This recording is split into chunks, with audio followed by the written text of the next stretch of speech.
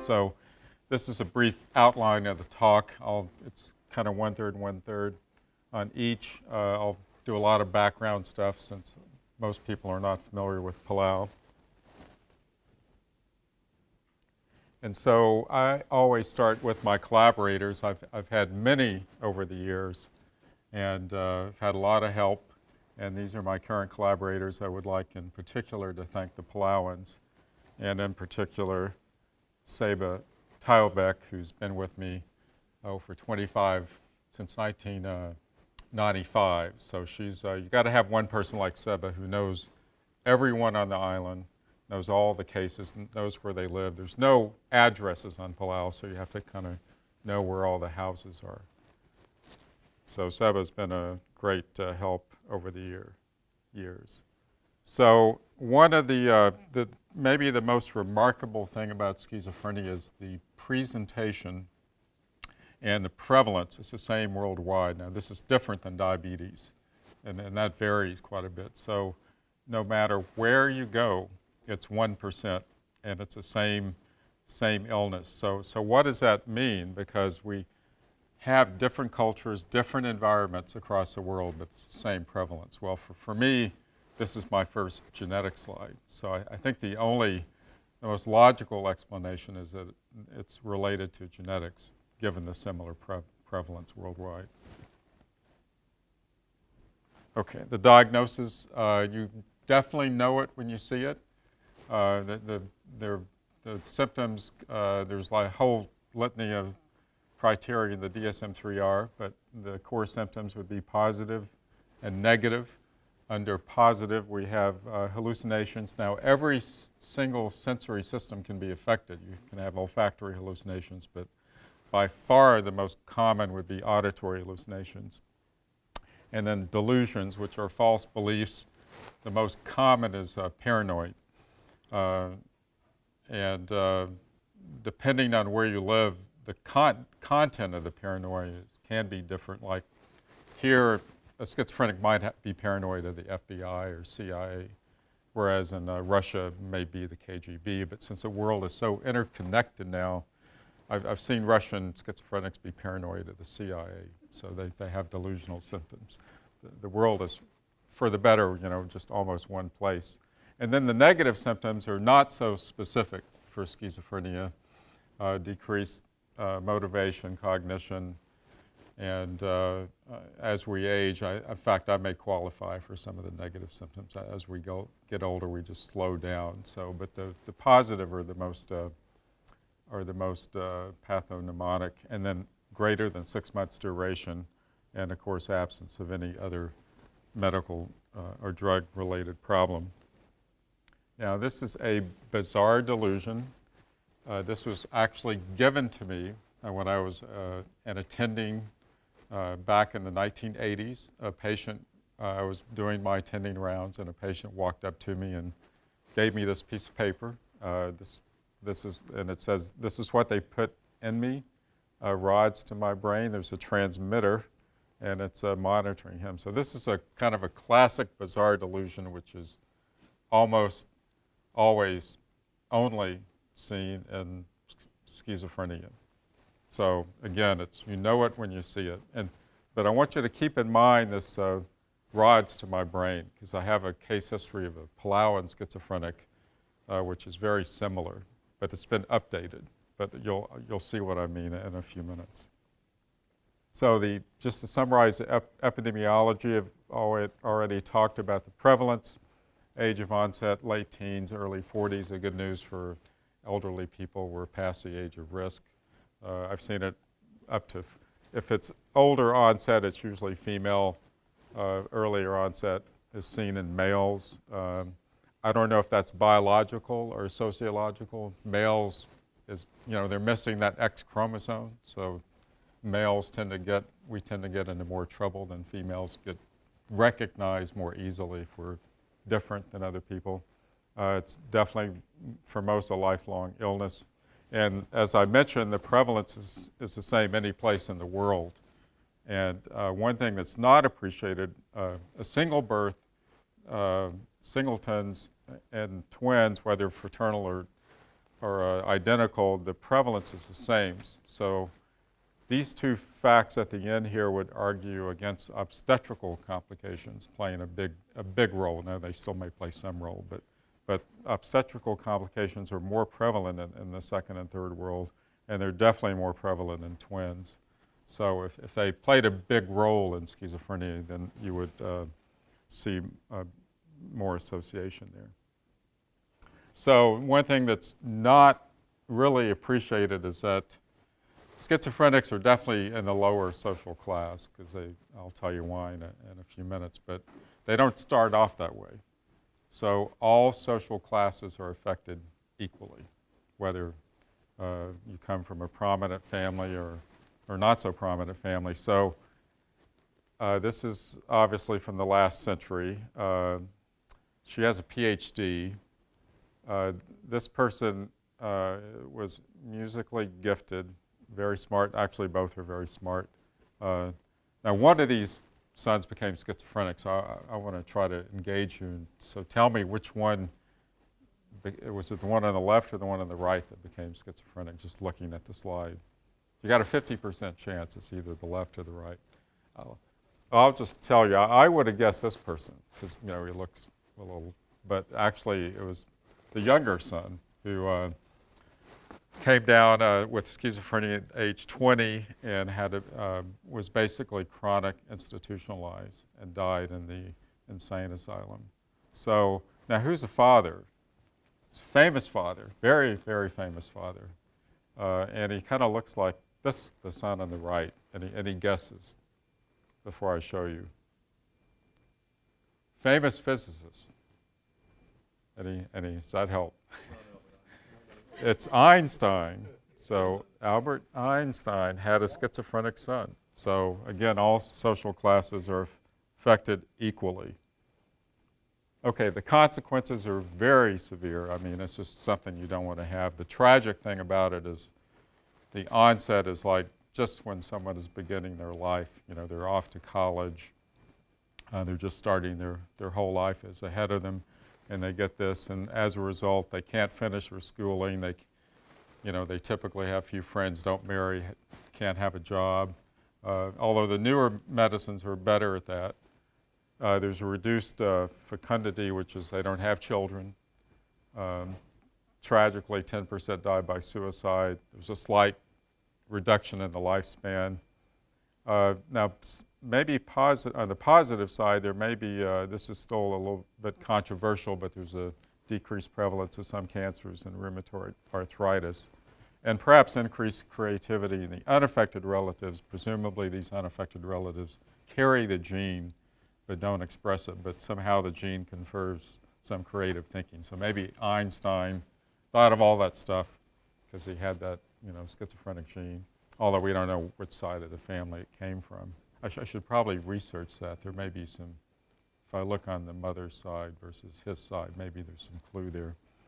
And then the cost per year in the USA, it's at least $50 billion due to direct costs of treatment and indirect costs of loss of jobs and so forth.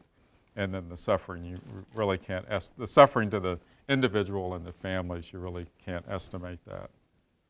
So treatment, as you may know, it's usually with a dopamine D2 receptor combination, dopamine, serotonin 2 blocker.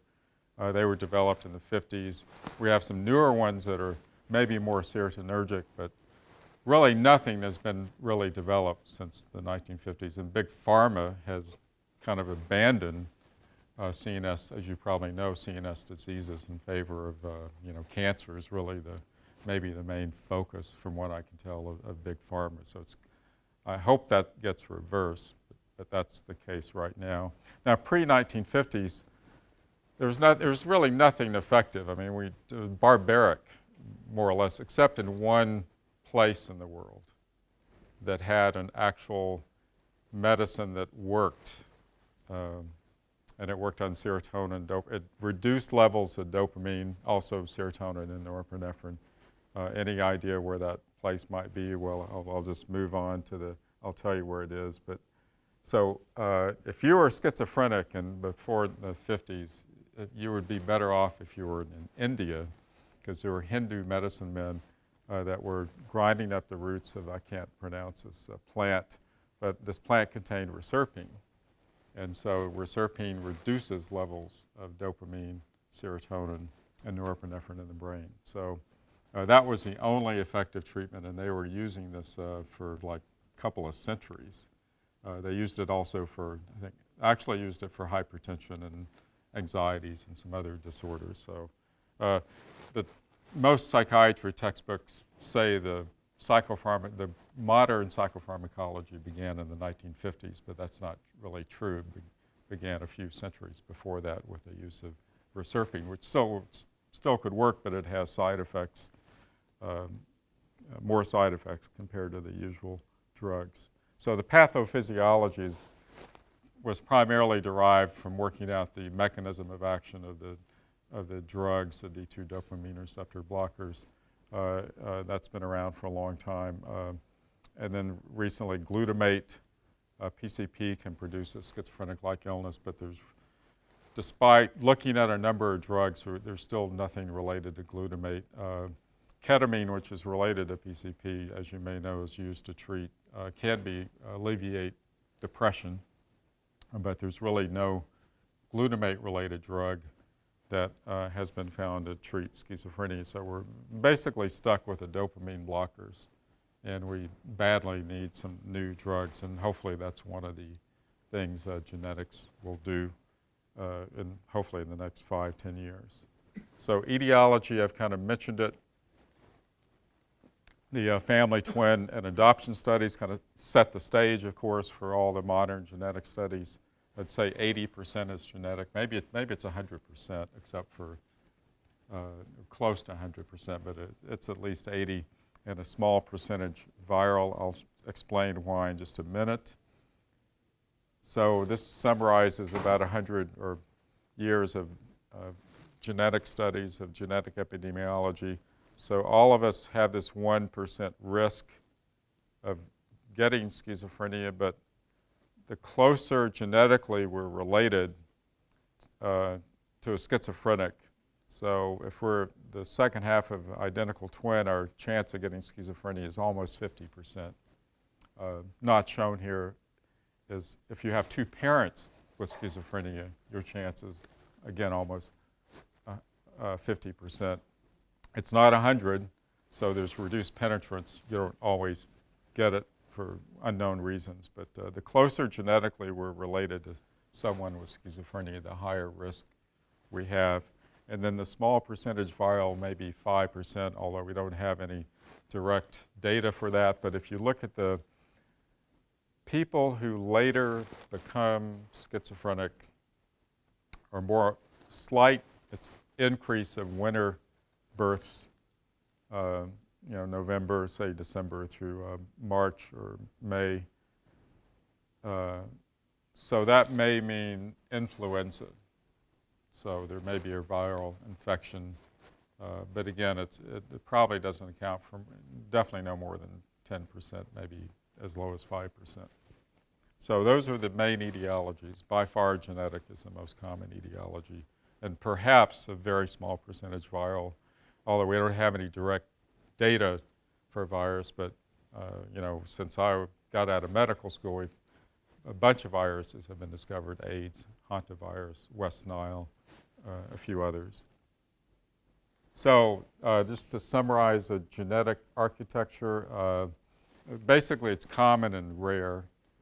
Or it's common, rare, and ultra rare. So the common would be, I'll mention those in a few minutes, but the odds ratios are, I'm a biologist, so I think in terms of penetrance. So, and I'll explain that in a minute, but the odds ratios are very small. In fact, they're more like 1.05 to 1.1. The highest would be 1.2. So you have a bunch of common variants. You have rare CNVs. I'll show you a few in a few minutes. The odds ratios are much higher, 5 to 20. So if you get one of these CNVs, you have a 5 to 20% chance of getting schizophrenia. So it's much more elevated than the 1% baseline rate that we all have. And then you have ultra rare, probably mostly coding variants, again with similar odds ratios or penetrance of 5 to 20%. So that's the genetic architecture from what we know, and I'll show you, briefly summarize that data now. And so this was the first major hit, first major finding, and it was implicated. This is the HLA region on chromosome 6. In fact, it had been previously implicated, but the p-values were not that high. But I'm actually on this paper, kind of buried in the middle, but it was compared to what they do now, this was a very small study. We used 8,000 cases and 19,000 controls. But the p-value was quite impressive. If Steve Jobs was still alive, he might say that's an insanely positive p-value. So, but again, the odds ratio is just 1.2%, or 1.2, not percent, 1.2. So it only explains a very small percent. As I mentioned, the HLA region has been kind of implicated for many years, but this was, just was the first major finding and definitely showed that something in the HLA region was involved with schizophrenia. So what is it in the HLA region? Okay, more in the odds ratios. I think I've mostly talked about it, but the risk of illness is 1.2. Well, the baseline risk is 1, so 1 to 1.2 is not that big. So your risk of no illness is 98.2%. If you've got CNVs and rare SNPs, then it's tenfold. But still, your risk of no illness could be as high as 90%. So there's a lot of, the way I think of it, there's a lot of, if one gene goes awry in the brain, there's plenty of other backup genes for some of the I've read for the developing cerebellum, if one gene gets knocked out, there's like 10 other genes that can take its place. So there's a lot of, which makes sense. If you're going to make something as complex as a brain, you better have some plan B genes to help you out on making the brain. So that's my interpretation. There are probably other factors, other genes involved in the expression, but it's probably multiplex, but that's one possible explanation of why the penetrance is so low. Okay, so this is paper that's almost in every talk that if you go to a meeting, this was kind of the second major paper after the HLA region.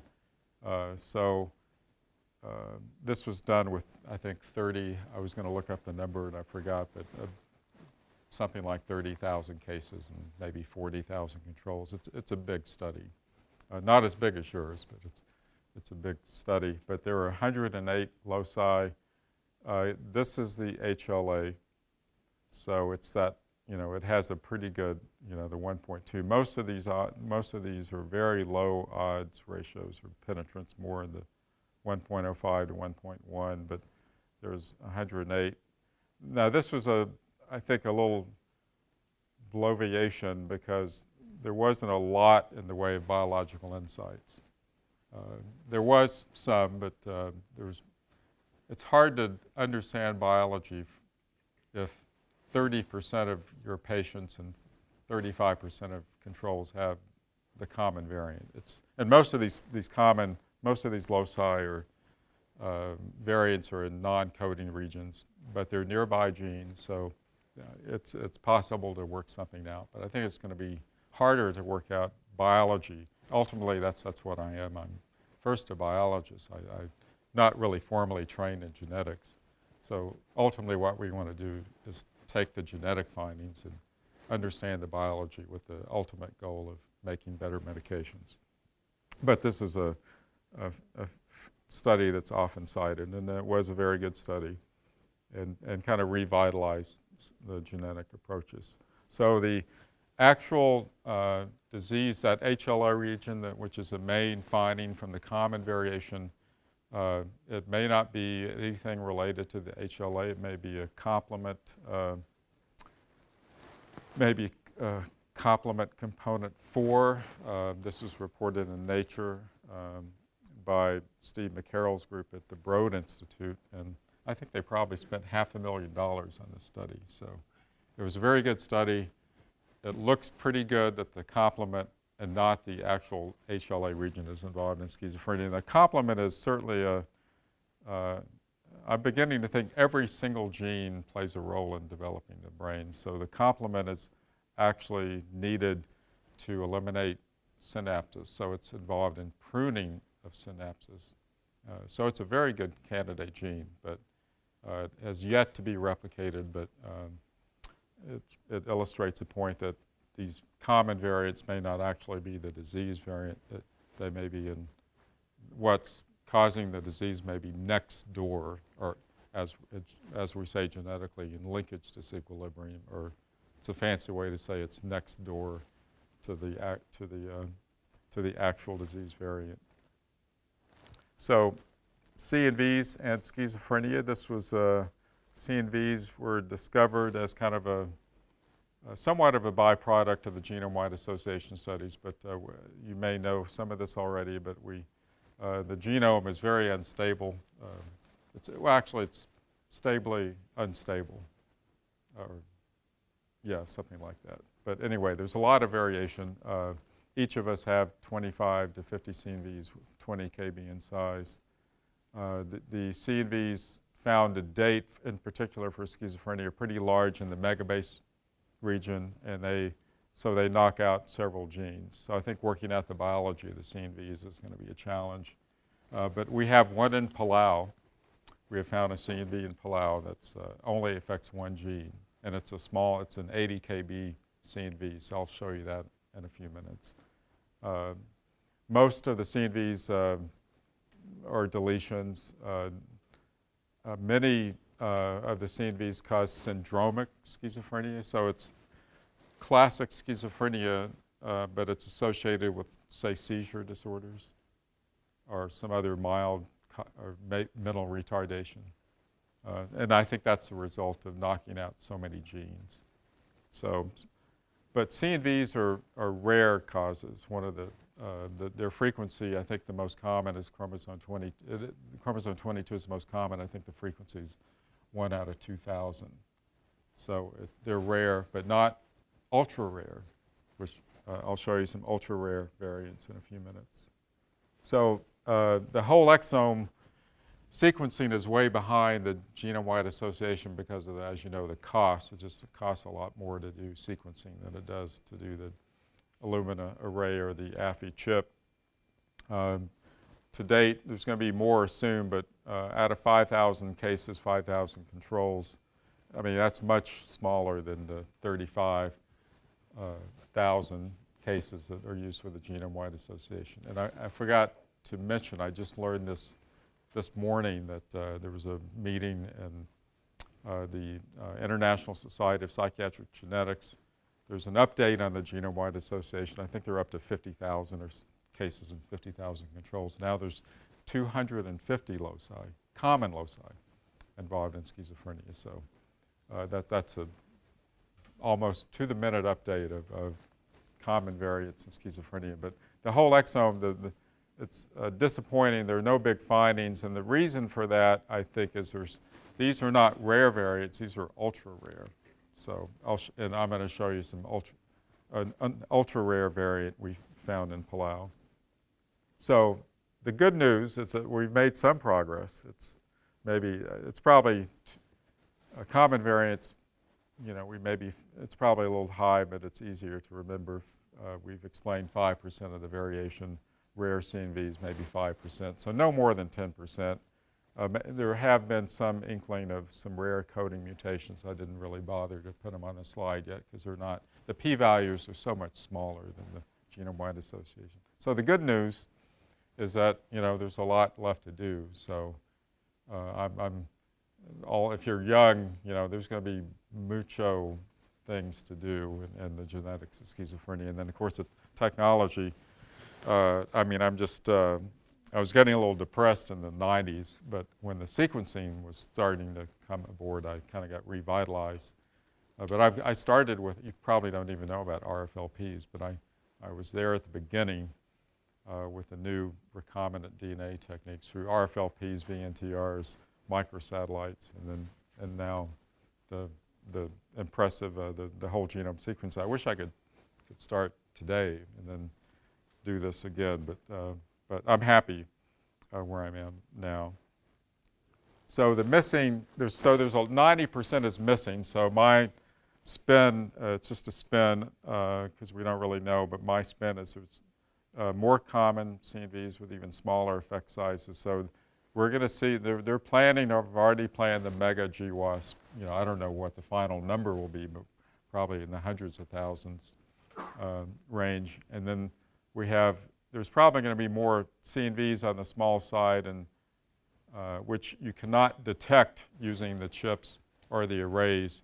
You have to use whole genome sequencing to get these smaller CNVs.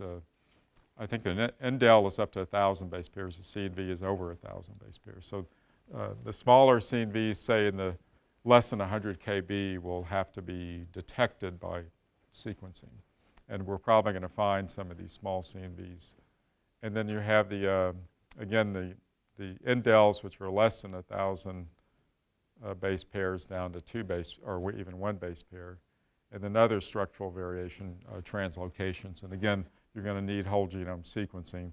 And then the ultra-rare coding SNPs, either exome or whole genome. I prefer whole genome because you get all, at least most of the exons with the whole genome sequencing.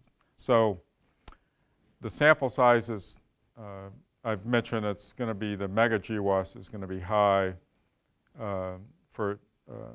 but even if you get to 50,000, 100,000 sample sizes, which is close to the genome-wide association, the p-values are not going to match the GWAS because, it's just you're going to have 1,000. You may find 1,000 rare variants, and the frequency is just going to be in 100,000 people. That one rare variant may just be present in 50 people. So the p-values are not going to impress it, but you're still going to get significant p-values if you have the large sample. So we need to go from 5,000 up to 50 to 100,000 cases and controls. But the alternative, and this is where Palau comes in, is family-based sequencing, which has been my focus because small laboratories can do the work. And I'll mention some of our initial results shortly. So my main focus is on family-based sequencing and on isolated populations, which have a number of advantages: easier ascertainment, big families. They frequently have a reduced heterogeneity, may be able to use LD techniques, and then small laboratories can do most of the work, or you don't need a huge budget to do most of the work. I think the biggest advantage would be the easier ascertainment and the big families, which I'll show you in a few minutes. So now a couple of disadvantages of isolated populations. One is you've got to travel. You've got to be able to fly. They're not in your backyard, so you may have to travel a ways. And then I don't really believe the second one because, I think there's nothing unique about schizophrenia any place on the globe. So I think findings found in Palau or else in other small populations will have relevance in the larger populations once we get up to that 50,000 cases and 50,000 controls. And this highlights the disadvantages of an isolated population. You have to, again, this is very remote region. This is actually remote for Palau. This is an island called Peleliu, which is the site of a famous battle. This was, I think, me in the mid-90s.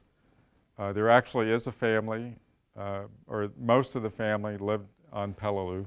And I'm going to show you this family in a few minutes. And we've actually found an ultra-rare coding variant in this one family, most of whom are from this island.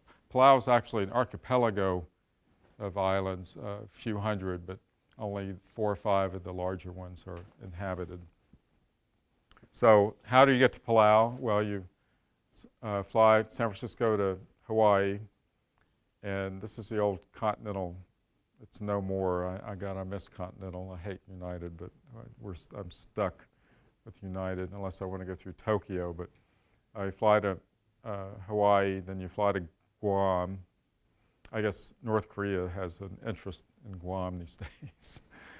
So, and then from Guam, it's about a 2-hour, 30-minute flight to Palau. So it's a tiny dot in the ocean. It's about 20, has a native population of about 16,000. Total population is about 24,000. But it's the nearest neighbor is 400 miles away, and that's Yap. But it's about 650 miles southwest of Guam. So, what's that? Indonesia, the Philippines are 400 miles from Palau. So Palau is, well, I'll show you the next slide. Better shows it. So Palau is in Micronesia. Palau is right there, which is different from Melanesian, which is different from Polynesia. As you probably know, the way all of these, the population wave started over here and then expanded across, and then Hawaii was populated, I think, about 800 years ago. Palau was populated 2,000 to 3,000 years ago. It was one of the first islands to be populated from the indigenous population from Taiwan. Appears to have founded all these islands here. The language is derived from that indigenous population on Taiwan, not the Chinese, the indigenous population. So this was taken. This is Palau National Hospital. I actually took this photo from the Continental jet in the 90s. You can't do that anymore. They don't fly in the daytime, which is tragic because the islands are very beautiful. So you arrive at 9 p.m. at night and you depart at 2:30 a.m. It's a little tough coming back. It's about 18 hours going over, so I leave here about 8 o'clock and I get there at 9 o'clock at night, which is about 4 a.m. in the morning. But coming back, it's a little more brutal because you depart at 2:30. So this one hospital, this hospital was built in the 90s. The original hospital was over here, but there's just one hospital for the whole population, which means it's easier. And I'd say 20% of our patients live on this island here, so it was easy. And all the records are in English. Palau was initially was discovered by Spain, and then Germans got it from Spain, and then the Japanese got it from the Germans, and then after World War II became a UN trust territory with the USA doing most of the administration. And then Palau went independent in 1994, but English has always been the secondary language, and it's used in newspapers and the government proceedings. So we have over 60 years of records, and for some patients I have, it gets meager as you go back, but I actually have a few little notes from the 50s on a few of my patients. How did you find Palau? Okay, I've got a slide on that. So this is how I found Palau. So they say in science it's often better to be lucky than smart, and this was a case that I was lucky. So what happened, it's a little longer story, but to make it short, Paul Dale was a professor at University of Hawaii. He worked on Palau, and so I ran into him.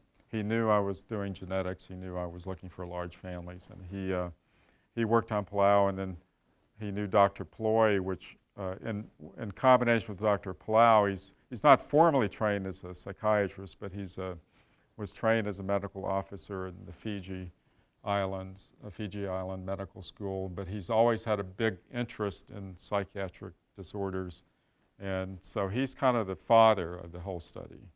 And what's amazing, starting in the late 60s, early 70s, Dr. Ploy was constructing these genograms, these very elaborate genograms of the families, because he observed schizophrenia was not evenly distributed in the population. It was found in, a lot of it was found in several big families. So he put these genograms in the charts, which we then used, took advantage of to do the genetic studies. And I'll show you one of his genograms in a moment that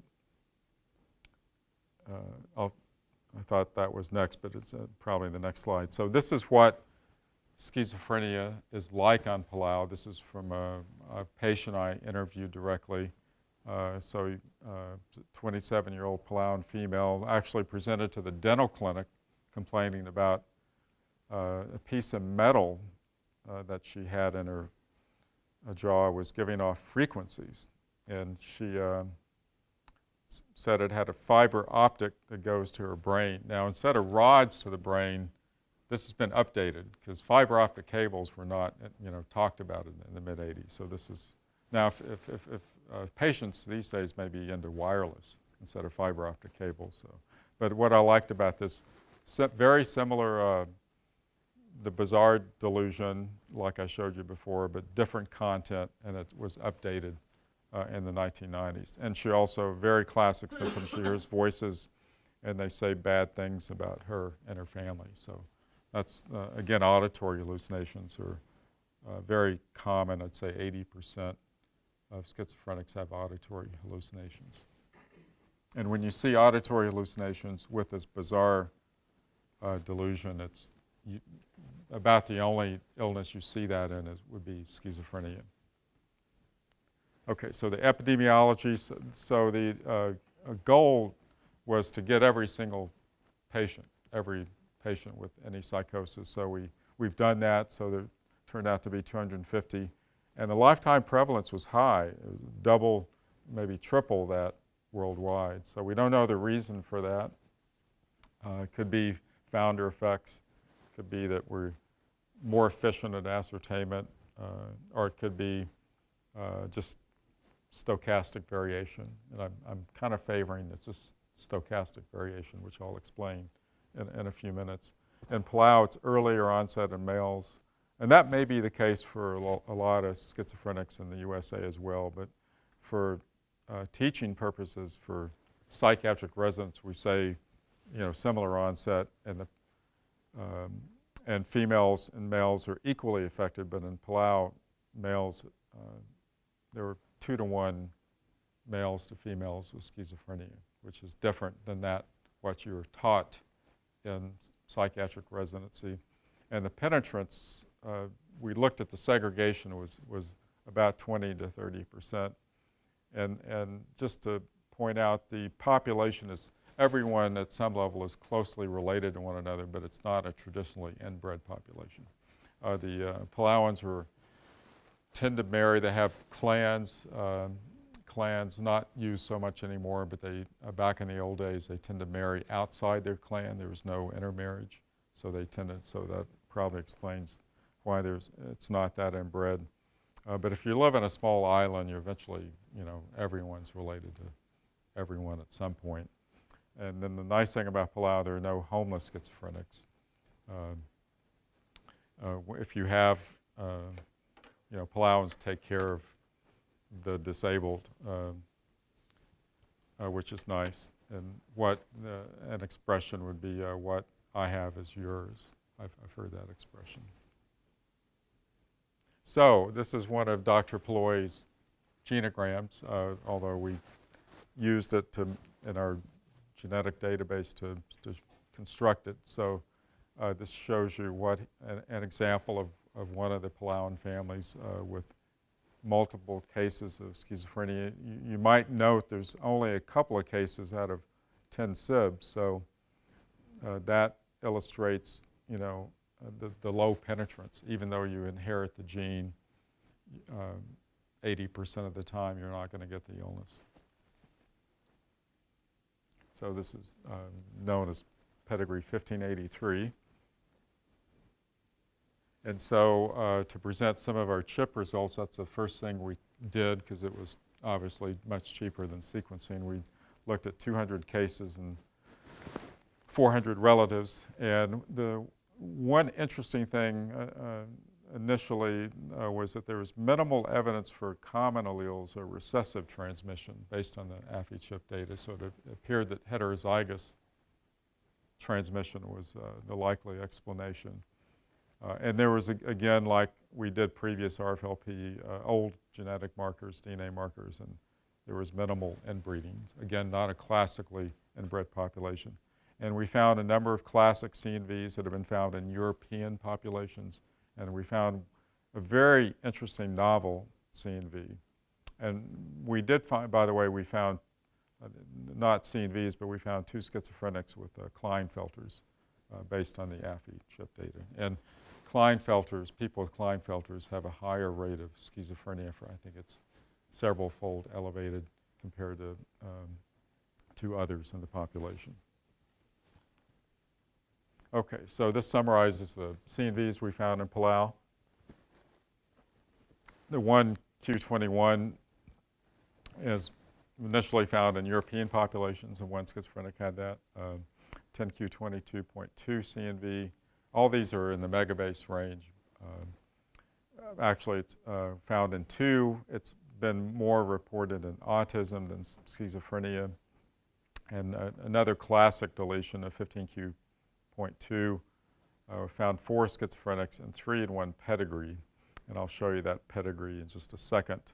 And then this was the most interesting thing we found based on the AFI chip work. We found a 80 kb knocking out the promoter in exon 1 of the, this is a glutamate transporter. And it's, there's 5 different ones. This is EAAT3, which is neuron specific. The most common one is the second one, EAAT2, which is, takes up 90% of the glutamate in the brain. And that protein comprises 1% of the brain, believe it or not. But this one, this glutamate transporter, it's presynaptic and it's found on neurons. The EAAT2 is found on astrocytes. So after glutamate is released, if you don't take it out of the synapse, it becomes excitotoxic. But we found this deletion in 5 psychotic cases, all in one large family, which I'll show you in a few minutes. This is the 15Q CNV that's segregated in one family, the 3 cases.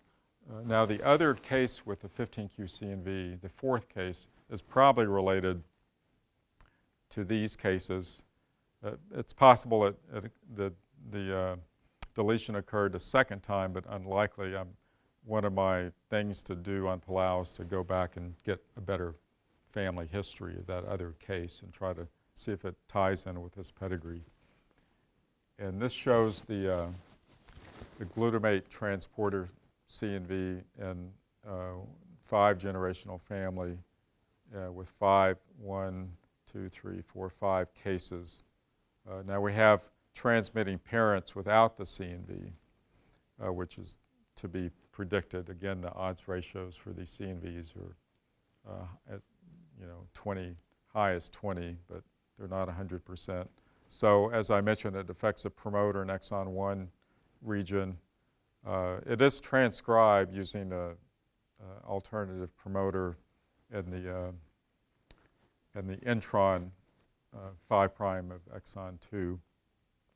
And this work was done by my collaborator at SUNY. The transport of glutamate decreased by 50%, and forgot which cell he used. I can't remember which one it was, but it was, and it appeared to not incorporate into the membrane.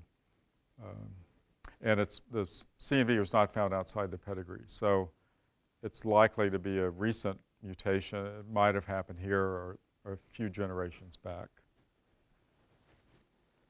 So we're doing, with this, I've got some fibroblasts, and so we're working on, the plan is to do some neural stem cell work over the next year. So if I come back again, I'll hopefully be able to talk about that. So if you have a homozygous mutation. Heterozygous, yeah. This is a heterozygous, but suppose you have a homozygous, will you think that it will be highly penetrant, or it will not have the same phenotype or something? Either, or you know, you expect it to be more penetrant. That if you knock out the whole thing, or it may cause a different syndrome. That's. But you're also saying that another person who might have the same CNV might still be normal. Yes, that's none of these mutations, none of the CNVs are coding mutations or have 100% penetrance.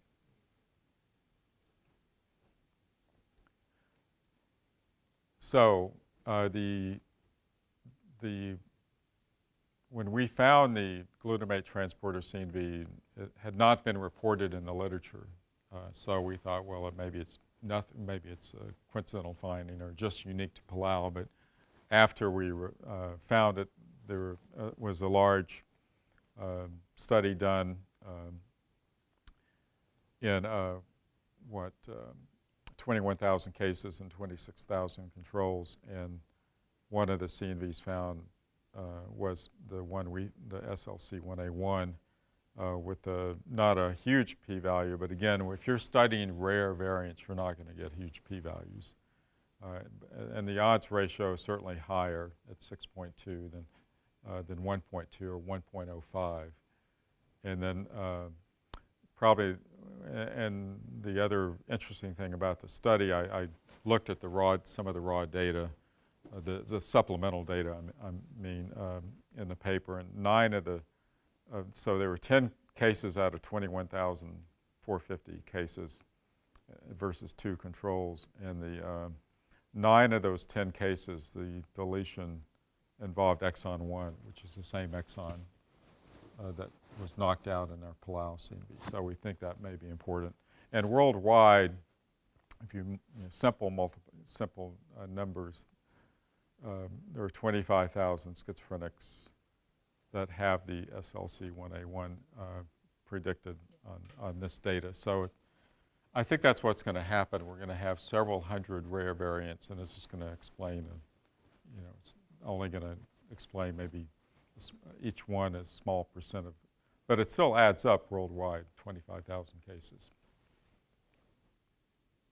Okay, so whole genome sequencing, which is what my main interest has been in all the Palau project for the last 15 years.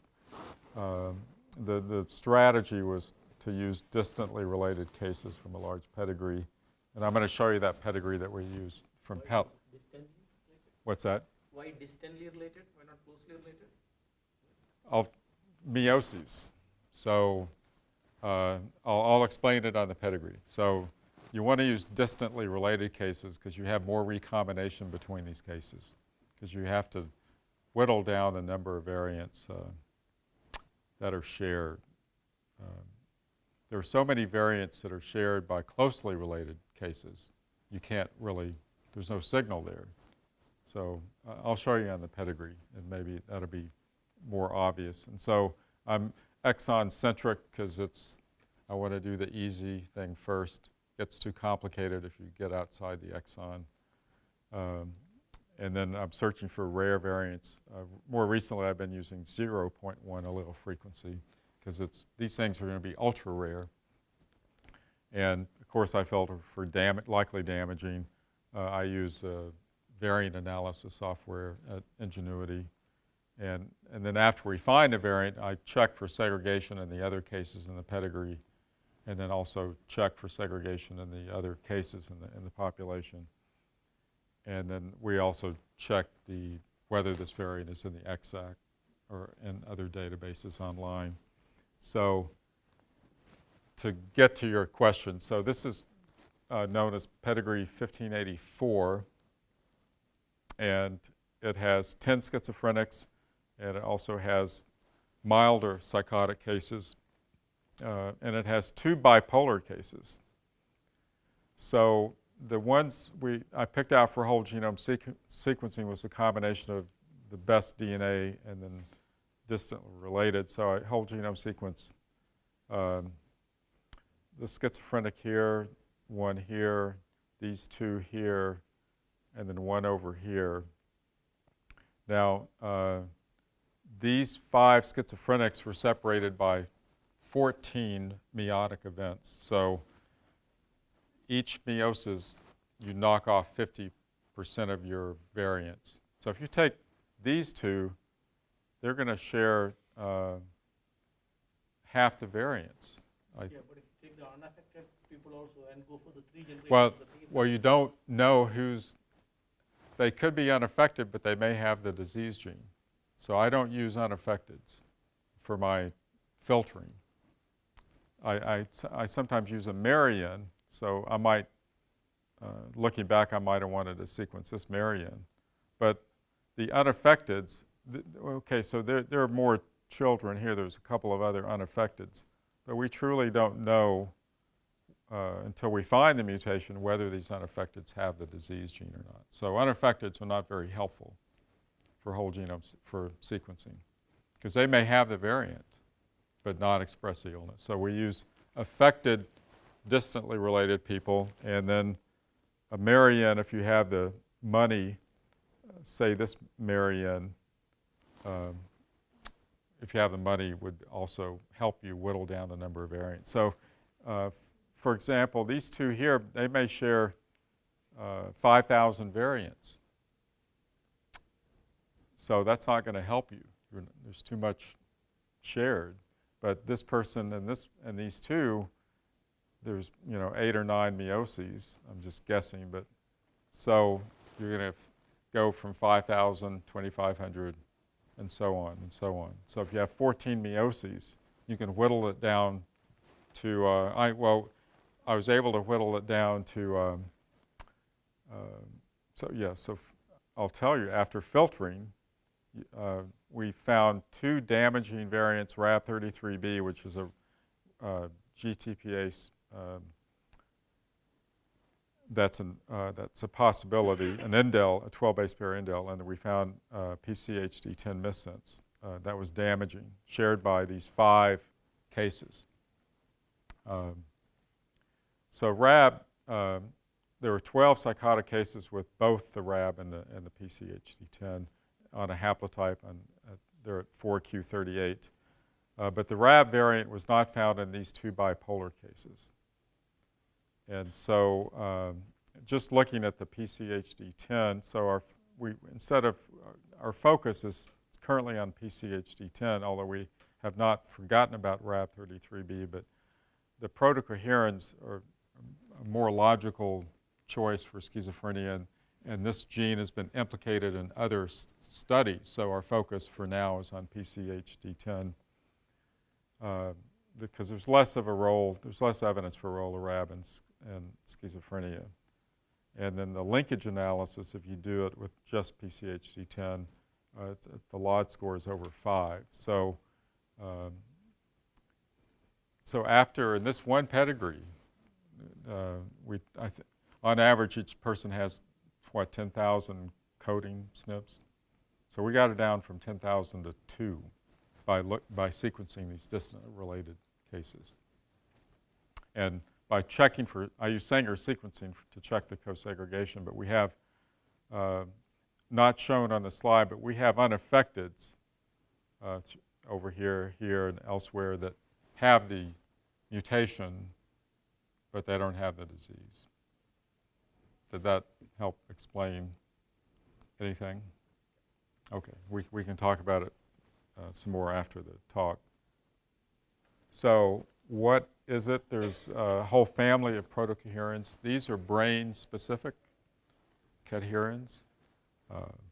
The protocoherins are not so much involved in hydrophilic reactions. They're more involved in signal transduction. But the one we found was a G to A substitution, changing glycine to arginine. And it's in the second cadherin domain of 5 that are present. SIFT was damaging polyphen benign. It's not in the exact, and the frequency in the controls was less than 0.02%. So it's mostly found in affecteds. And then we also screened for the variant in the other cases, and we found 5 other psychotic cases from 5 different families.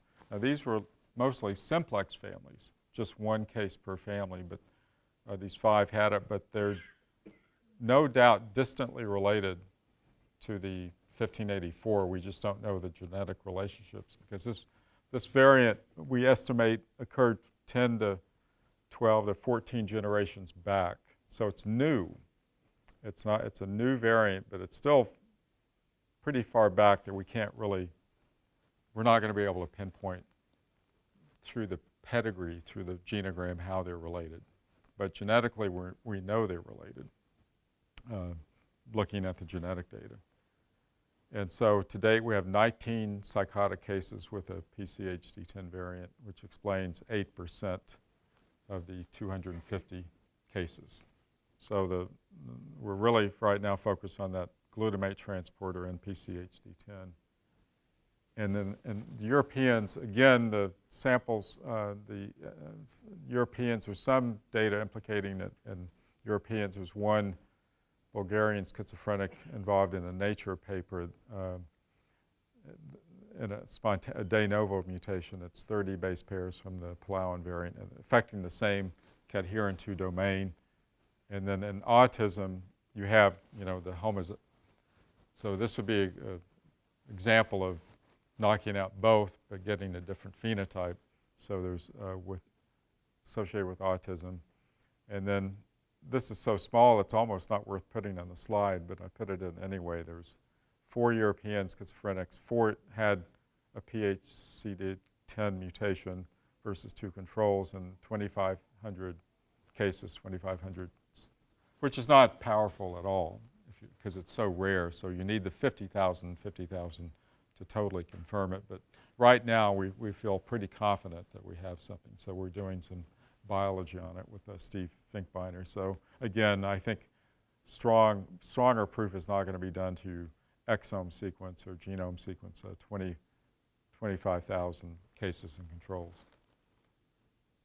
And then you may know this already, but it's certainly compared to RAB33B, it's a more plausible gene. It's definitely involved in development, in the generation of circuits, the growth of axons, and then dendritic development. Again, it's more involved in signaling, and it's not as hydrophilic as the classical cadherins, and it's involved in synaptic pruning. And I think the most interesting thing for me, being a biologist, it targets the postsynaptic density 95 protein for degradation, which then terminates. There's PCD95, which is scaffolds to the AMPA glutamate receptor. And these other genes have been implicated in Fragile X, which is the cause of autism, but PCD95 is recycled by PCH-D10, and then you eliminate synapses. So it's definitely more of a logical candidate gene than the RAB33B. So doesn't mean it's true, but you have to, given limited resources, you have to, start somewhere. So we're starting with PCDH10, we keeping in mind RAB33B, and we're doing work on the SLC1A1 gene as well, or protein. And then the future work, I kind of alluded to this. The last year or two, I've been collecting fibroblasts, and so we have fibroblasts established, and some of those we have iPSC cells on several cases and unaffected. Now this is the other nice thing about families. If you're doing case control stem cell work, your controls are very genetically different than your cases. So, and then each case has a different mutation. So in one pedigree, I have fibroblasts from, I think, 5 schizophrenics. They have the same mutation, and they're genetically very similar. And the controls, the within family controls, are also genetically similar. So that's going to help us, I think, ferret out what's going on, what is, because if you're using unrelated schizophrenics and unrelated controls, there's going to be more noise in the system. So I think family-based sequencing can be done obviously much cheaper, and then family-based stem cell work has some advantages as well. And then And then also, the stem cell work is being done in Steve Finkbeiner's lab at the Gladstone at UCSF. If I were younger, I'd probably learn that, but I'm too old to learn something new now. And then what I just brought in today is we're going to do whole genome sequencing of the more multiplex families with 5 or more schizophrenics. So that DNA I just brought by. So that's the